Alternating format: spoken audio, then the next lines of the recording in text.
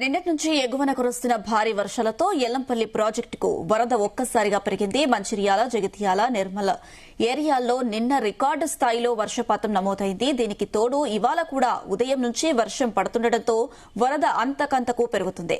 Yellampalli project పూర్తిస్థాయి నీటి మట్టం 20 టీఎంసీలు కాగా ప్రస్తుతం 9 టీఎంసీల నీరు నిల్వ ఉంది. ఇక ప్రస్తుతం 50,000 క్యూసెక్కుల వరద ప్రాజెక్టులోకి వచ్చి చేరుతుంది.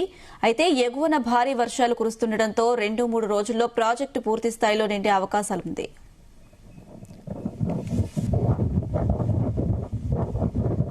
ఇదే అంశానికి సంబంధించి మరిన్ని అప్డేట్స్ మా ప్రతినిధి రాజు పటేల్ అందిస్తారు. రాజు పటేల్, ఎల్లంపల్లి ప్రాజెక్ట్ కి అయితే భారీగా వరద నీరు వచ్చి చేరుతుంది. అనుష, గత 2 రోజుల క్రితం వరకు 7 టీఎంసీల కెపాసిటీతో ఉన్నటువంటి ఎల్లంపల్లి ప్రాజెక్టు సడన్ గా ఎగువ నుంచి వస్తున్నటువంటి భారీ వర్షం తోటి ఈ రోజు మార్నింగ్ 9 o'clock వరకు 9 టీఎంసీల వరకు చేరుకుంది. ఎగువన కురుస్తున్నటువంటి భారీ వర్షాలతోటి ప్రస్తుతానికి ఎల్లంపల్లి ప్రాజెక్ట్ కి 50,000 క్యూసెక్కుల ఇన్ఫ్లో వస్తానికల్లా 70,000 వరకు కూడా పెరిగే అవకాశం ఉందని ఎల్లంపల్లి ప్రాజెక్టు సంబంధించినటువంటి ఇరిగేషన్ అధికారులతో ఒక అంచనా వేశారు. ఎందుకంటే ఎల్లంపల్లి ప్రాజెక్టు ఎగువన ఉన్నటువంటి జగిత్యాల జిల్లా, ఇటు మంచిర్యాల జిల్లా, నిర్మల్ జిల్లాతో పాటు పైన ఉన్నటువంటి నిజామాబాద్ జిల్లాలో కూడా భారీగా వర్షం కురుస్తుంది. కాబట్టి ఇటు మంచిర్యాల, ఇటు జగిత్యాల, అటు నిర్మల్ జిల్లా మధ్యన ఉన్నటువంటి గోదావరి నది పరివాహక ప్రాంతంలో కురుస్తున్నటువంటి భారీ వర్షాలతోటి ఆ క్యాచ్మెంట్ ఏరియా నుంచి వస్తున్నటువంటి భారీ వరద వల్ల ఎల్లంపల్లి ప్రాజెక్ట్ లోకి ఇన్ఫ్లో క్రమక్రమంగా పెరుగుతుంది. నిన్న సాయంత్రము 20,000 క్యూసెక్లు ఉన్నటువంటి ఇన్ఫ్లో ఈ రోజు మార్నింగ్ 10 o'clock వచ్చేసరికి 50,000 క్యూసెక్లకు పెరిగింది. అది కాస్త క్రమక్రమంగా మరింత 60,000 నుంచి 70,000 క్యూసెక్లు కూడా పెరిగే అవకాశం ఉందని కూడా అధికారులు అంచనా వేశారు. ఎందుకంటే భారీగా వర్షపాతం నమోదవుతుంది. ఇటు మంచిర్యాల జిల్లాలో ఎగువన ఉన్నటువంటి ప్రాంతంలో దాదాపు 8 సెంటీమీటర్ల నుంచి 12 సెంటీమీటర్ల వర్షం కురిసింది. ఇక జగిత్యాల జిల్లా సారంగపూర్ మండల్ ఆ పరిసర ప్రాంతాల్లో 12 సెంటీమీటర్ల నుంచి 14 సెంటీమీటర్ల వర్షం కురిసింది. అంటే ఇది భారీ వర్ష సూచన. ఎక్సెస్ రెయిన్, నార్మల్ రెయిన్ కంటే ఎక్సెస్ రెయిన్ కురిసింది కాబట్టి ఎక్సెస్ రెయిన్ వలన ఇన్ఫ్లో అనేది, వరద అనేది, ఫ్లడ్ అనేది ఎక్కువగా వస్తుంది. ఈ ఫ్లడ్ అంతా కూడా గోదావరి నది పరివాహక ప్రాంతం ఏదైతే మన గోదావరి రివర్ క్యాచ్మెంట్ ఏరియా ఉందో ఆ క్యాచ్మెంట్ ఏరియా నుంచి వస్తున్నటువంటి ప్రవాహం అంతా కూడా ఎల్లంపల్లి ప్రాజెక్టులకి వస్తు చేస్తుంది. ఎల్లంపల్లి ప్రాజెక్టు ప్రస్తుతం ఉన్నటువంటి ఎల్లంపల్లి ఏరియా నుంచి ఎగువన దాదాపు 70-80 కిలోమీటర్ల వరకు కూడా కంటిన్యూగా రాత్రి నుంచి కూడా వర్షం కురుస్తుంది. దీంతో ఈ గోదావరి నదికి ఆనుకొని ఉన్నటువంటి వాగుల ప్రవాహం కూడా చాలా ఎక్కువగా వస్తుంది. ఆ వాగుల ప్రవాహము దాంతో పాటు కురుస్తున్నటువంటి భారీ వర్షం వల్ల ఎల్లంపల్లి ప్రాజెక్ట్ లోకి వరద నీరు వస్తుంది. గోదావరి నది ప్రవాహము ఈ సంవత్సరం మనం ప్రారంభమైందని చెప్పవచ్చు అనుష. ఎందుకంటే ఇప్పటి వరకు కూడా గోదావరి నది ప్రవాహం అనేది లేదు. వానాకాలం స్టార్ట్ అయ్యి 2 నెలలు పూర్తి కావస్తున్నప్పటికీ కూడా ఇప్పటి వరకు ఎక్కడ కూడా భారీగా వర్షపాతం నమోదు కాలేదు. దీంతో గోదావరి నది ప్రవాహము గోదావరి పరవలు తొక్కలేని పరిస్థితులలో నిన్నటి నుంచి కురుస్తున్నటువంటి భారీ వర్షం వల్ల గోదావరి నదికి సంబరపడుతుంది. గోదావరి నది పరవలు తొక్కుతుంది. ఎల్లంపల్లి ప్రాజెక్టుకి అయితే క్రమక్రమంగా వాటర్ ఇన్ఫ్లో పెరుగుతుంది. ఎందుకంటే ఎల్లంపల్లి ప్రాజెక్ట్ అనేది చాలా ముఖ్యమైనటువంటి ప్రాజెక్టు. ఎందుకంటే లిఫ్ట్ ఇరిగేషన్లకు సంబంధించినటువంటి వాటర్ సప్లై చేయడానికి ఎల్లంపల్లి ప్రాజెక్టు గుండెకాయ లాంటివి. ఎందుకంటే ఎగువన గోదావరి నుంచి వస్తున్నటువంటి వరద కూడా ఇక్కడ ఎల్లంపల్లి ప్రాజెక్ట్ లో ఒక స్టోరేజ్ ఉంటుంది. స్టోరేజ్ అయినటువంటి వాటర్ ను అటు హైదరాబాద్ నీటి అవసరాలతో పాటు అటు కాళేశ్వరం ప్రాజెక్ట్ లో భాగంగా నిర్మించినటువంటి వివిధ రకాల బ్యారేజ్లకు కూడా ప్రాజెక్ట్ లో కూడా ఇదే వాటర్ సప్లై అవుతుంది. ఎల్లంపల్లి నుంచి అటు మిడ్ మేనర్ కి వెళ్తుంది. ఎల్లంపల్లి నుంచే ఎస్ఆర్ఎస్పి అటు బ్యాక్ కెనాల్ కి వెళ్తుంది, రిజర్వ్ కెనాల్ కి వెళ్తుంది. ఎస్ఆర్ఎస్పి నుంచి మిడ్ మేనర్ కి వెళ్ళినటువంటి నీళ్లు మళ్ళీ తిరిగి అది కరీంనగర్ ఉన్నటువంటి లోవర్ మేనర్ డ్యామ్ కు వస్తుంది. అంటే అక్కడ ఎగువన ఉన్నటువంటి ఏ ప్రాజెక్ట్ కైనా సరే, మిడ్ మేనర్ కైనా, లోయర్ మేనర్ డ్యామ్ కైనా, మల్లన్న సాగర్ కైనా, రంగనాయ సాగర్ కైనా, కొండపోచమ్మ సాగర్ కైనా, అనంత సాగర్ కైనా ఎటు వాటర్ వెళ్ళాలన్నా సరే ఎల్లంపల్లి ప్రాజెక్ట్ నుంచి అటు లిఫ్ట్ చేయాల్సి ఉంటుంది. కాబట్టి ఎల్లంపల్లి ప్రాజెక్టు కనుక నిండుకుంటా అంటే క్రమక్రమంగా వాటర్ లిఫ్ట్ చేస్తా అంటారు. సో అసలు కాళేశ్వరం లక్ష్మీ పంప్ హౌస్ నుంచి వాటర్ ను లిఫ్ట్ చేసి ఎల్లంపల్లిలో పోసి ఎల్లంపల్లి నుంచి లిఫ్ట్ చేయాలనేటువంటి ఏదైతే బీఆర్ఎస్ పార్టీ రాజకీయంగా చేస్తున్నటువంటి వ్యాఖ్యలు ఏదైతే ఉందో, సో అది కాకుండా గోదావరి నది ఎగువ నుంచి వస్తున్నటువంటి వాటర్ కాబట్టి ఇప్పుడు ఎల్లంపల్లి ప్రాజెక్టు నిండుకునే దశకు క్రమక్రమంగా వస్తుంది కాబట్టి కనీసం ఈ వాటర్ నైనా లిఫ్ట్ చేయాలనేటువంటి మరొక రాజకీయ దుమారం కూడా మళ్ళీ జరిగే అవకాశం ఉంది. సో ఆ కోణాన్ని కనుక పక్కన పెడితే ప్రస్తుతం కురుస్తున్నటువంటి భారీ వర్షాలు వలన ఎల్లంపల్లి ప్రాజెక్టు వస్తుంది. మరొక మేజర్ అంశం ఏంటంటే అనుష, ఎల్లంపల్లి పైన కడెం ప్రాజెక్ట్ ఉంటుంది.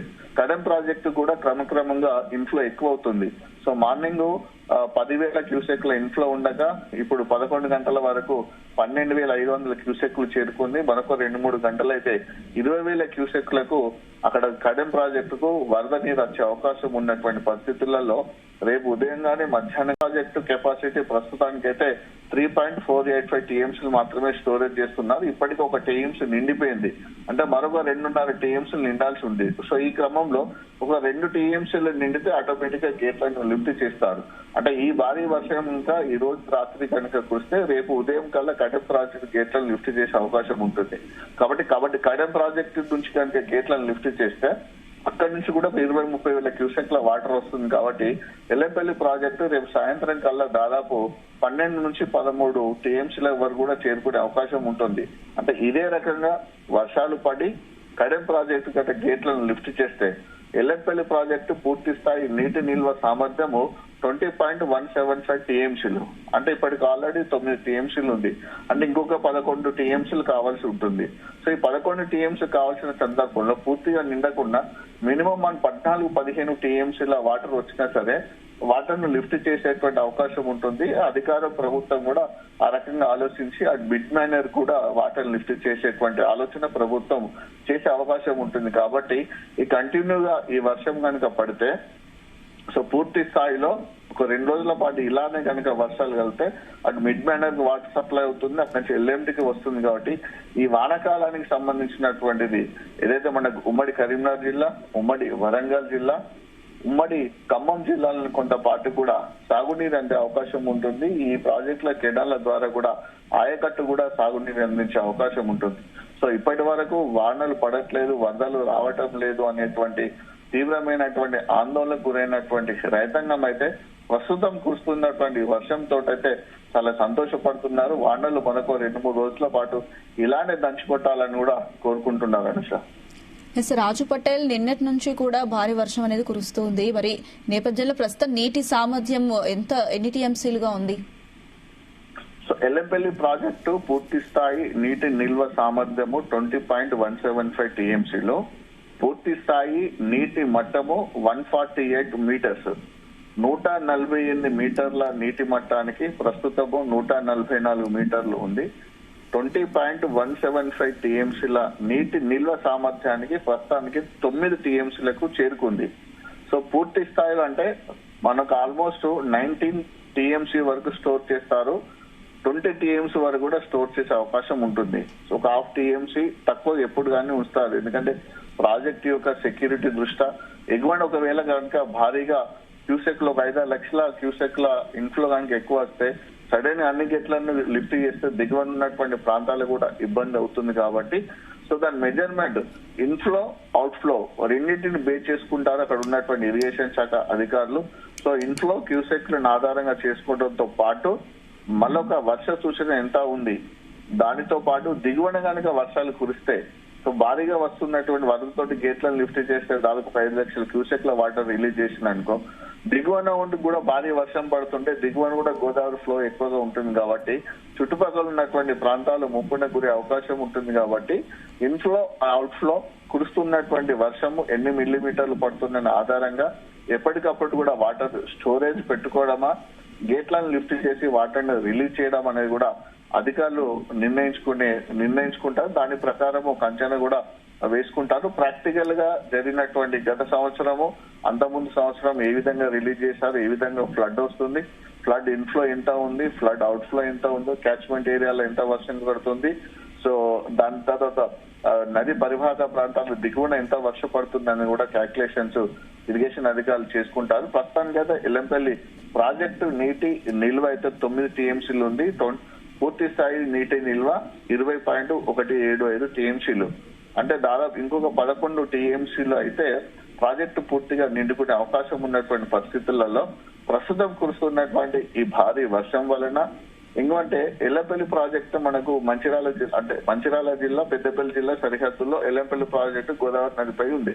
సో అటు పెద్దపల్లి వర్షం పడుతుంది, ఇటు మంచిర్యాల జిల్లాలో కురుస్తుంది. దీని ఎగువన ఉన్నటువంటి జగిత్యాల జిల్లాలో కూడా రికార్డ్ స్థాయిలో వర్షం పడుతుంది. దాంతోపాటు నిర్మల్ జిల్లాలో కూడా రికార్డ్ స్థాయిలో వర్షం పడుతుంది. అటు నిర్మల్ జిల్లా, అటు జగిత్యాల జిల్లా, పైన ఉన్నటువంటి నిజామాబాద్లో కురుస్తున్నటువంటి వర్షాలు ఈ 4 జిల్లాల సరిహద్దు మధ్యన గోదావరి నదిపై ఉంది కాబట్టి అటువైపు ఇటువైపు గోదావరి నదికి కుడివైపు జగిత్యాల జిల్లా, నిజామాబాద్ జిల్లా, ఇటు ఎడమవైపు నిర్మల్ జిల్లా, మంచిర్యాల జిల్లా కురుస్తున్నటువంటి భారీ వర్షాల వల్ల కూడా నదికి ప్రవాహం అయితే చాలా ఎక్కువగా వస్తుంది. ప్రస్తుతానికి 50,000 క్యూసెక్ల ఇన్ఫ్లో ఫ్లడ్ అనేది గోదావరి నది నుంచి ఎల్లంపల్లి ప్రాజెక్టులకు వస్తుంది. సో వర్షం అయితే కంటిన్యూగానే పడుతూ ఉంది. సో మార్నింగ్ వచ్చినటువంటి ఇన్ఫర్మేషన్ అది తర్వాత కూడా వర్షం మరింత ఎక్కువగానే కురుస్తుంది. సో ఇలాంటి పరిస్థితులలో ఫ్లడ్ ఇన్ఫ్లో అనేది ఇంకా ఎక్కువగా పెరిగే అవకాశం ఉంది. దాదాపు 60,000 క్యూసెక్ల నుంచి 70,000 క్యూసెక్ల వరకు పెరిగే అవకాశం ఉంది. కాబట్టి ఇంక ఎల్లంపల్లికి ఇన్ఫ్లో కనుక ఎక్కువగా వస్తే రేపు సాయంత్రమా లేకుంటే ఎల్లుండి ఒక 2 రోజుల తర్వాత కూడా అవసరం అనుకుంటే ఎల్లంపల్లి గేట్లను కూడా లిఫ్ట్ చేసే అవకాశం ఉంది. Anusha. Right Raju Patel, thank you.